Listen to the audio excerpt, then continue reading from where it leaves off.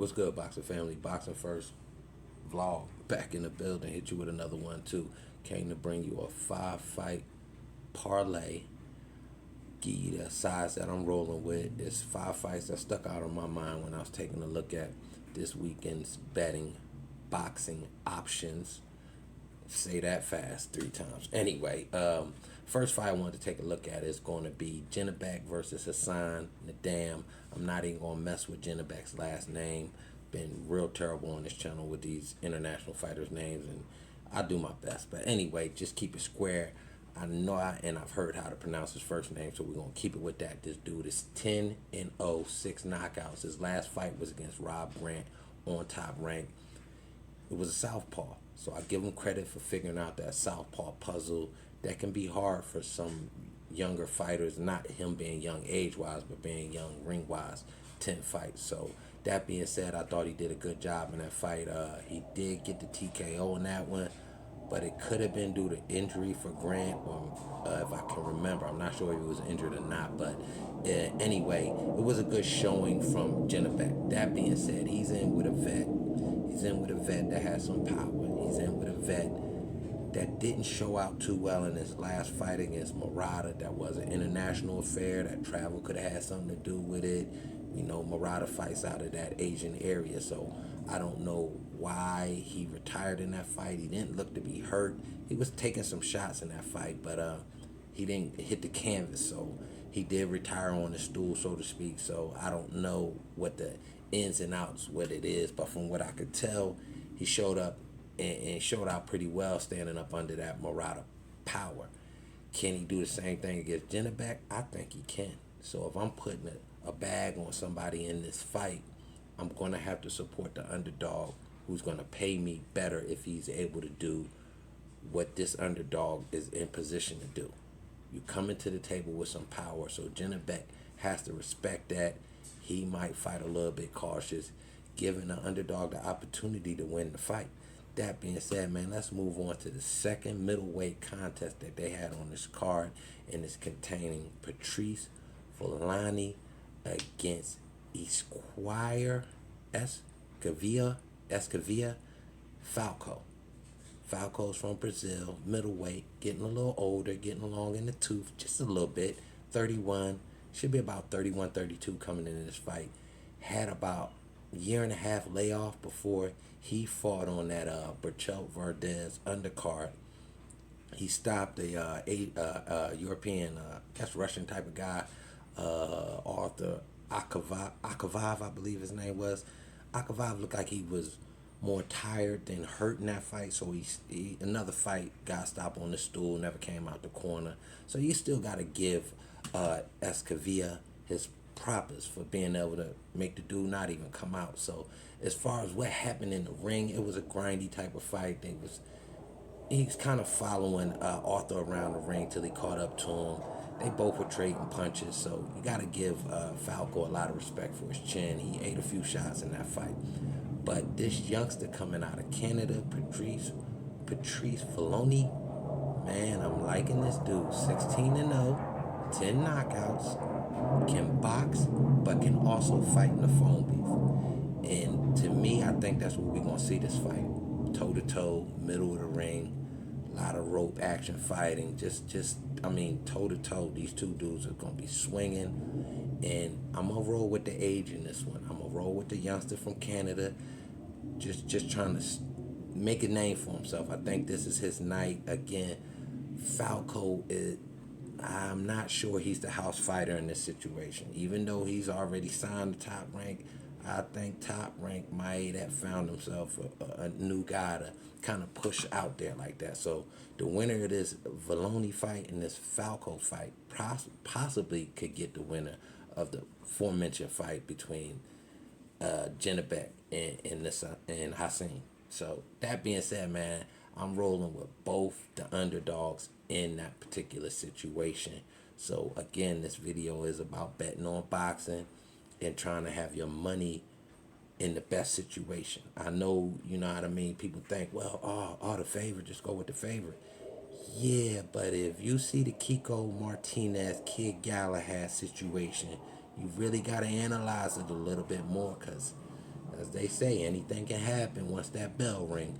So that being said, man, let's move on to the last 3 on my 5-fight parlay card that I'm putting in this weekend. We're gonna slide over to obviously what we know the fight of the weekend: Sean Porter, Terrence Bud Crawford. I'm gonna be real, my guys. Need a whole lot of analyzation on this. We all know who both these guys is, and again, a situation where I gotta go roll with the underdog, man. The money's telling me to roll with the underdog. What I know about each fighter is telling me to roll with the underdog. We've never seen Terrence Crawford in a dog fight. Will he be able to be precise? Will he be able to be that pound for pound guy that they keep claiming him to be? I don't know. And until you show me, I'm going with a dude that's already shown me what he can do in the ring, and he's a dog. He's going to be there the whole 12. So if you wanted to take a real squeaky kind of real fine tooth kind of comb look at how you bet this fight on your side of the table, I probably would look at a distance. Maybe drop a little bit of coins on this one going the distance. I know I've been doing some reading on Twitter. People keep talking this KO situation with Terrence taking Sean out. Sean hasn't been taken out. So until somebody does it, I'm not betting on that. So what I will bet on is this fight going the distance. And we know Sean Porter, he's a grinder. He's a guy that can go the whole marathon. So I would suggest you bet on this fight going the distance. Me, per se, I'm betting on Sean to get that strap and slide it back over to the PBC side of the table. And then we may be able to see the fight I've been really wanting to see. More than I want to see Terrence Crawford and Earl Spence. I want to see Earl Spence and Sean Porter 2. That first one was so close that I gotta get a 2. I need a 2 from you, man. So that being said, even as a betting person, I'm still being intelligent with the way I'm trying to analyze how to lay these bets. And I'm going 3 underdogs so far. If you start stacking them up with a couple of the backdoor guys that I got on the favorite side of the game, it should be a nice little payday, man. You know, drop some Crown Royal change on it. You feel me? That Crown Royal bag of change. Drop that on it. This ticket should pay you pretty nice. So anyway, we're going to slide over to my dude, Arthur Atom Delican. Man, these last names be killing me. But anyway, Atom, nice dude, flyweight title on the line over here. He's going up against Luis Concepcion. I like Luis. I think this fight really reminds me of that Kid Galahad, Kiko Martinez, where you look at a guy that has some losses, been down once or twice in his career, and does he have the power that can keep him in a fight or change a fight? And from what I know about Concepcion, he got bangers. For a little dude, he got bangers.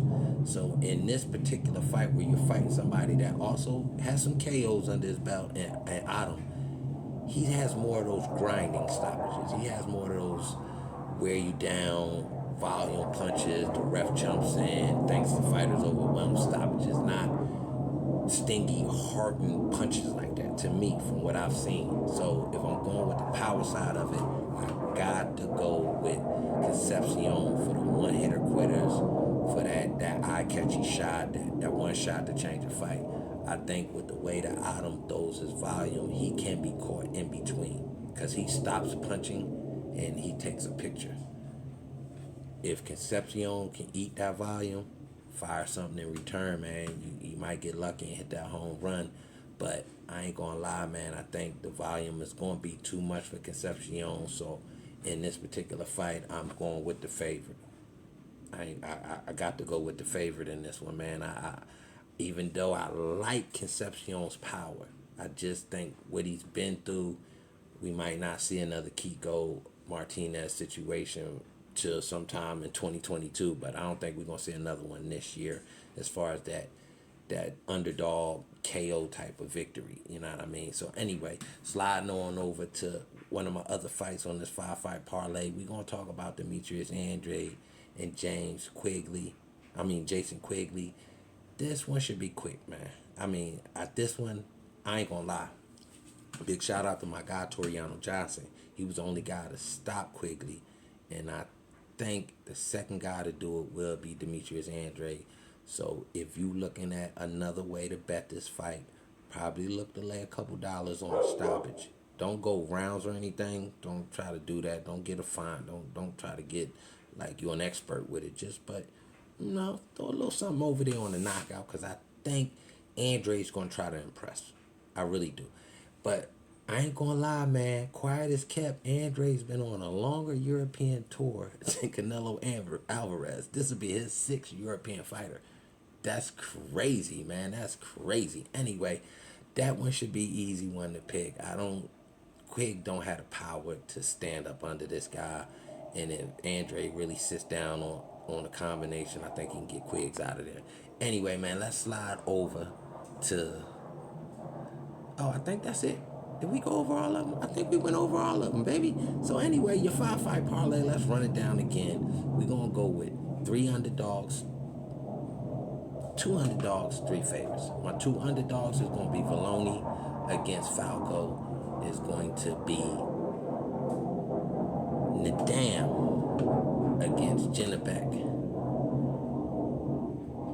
Porter against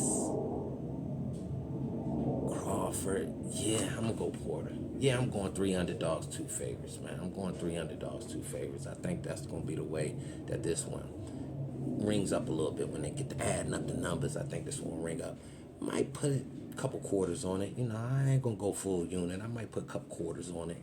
You know what I mean? I think it'll be some Jordan money. You feel me? So that being said, man, yeah, 3 favorites, 2 underdogs. We going Porter.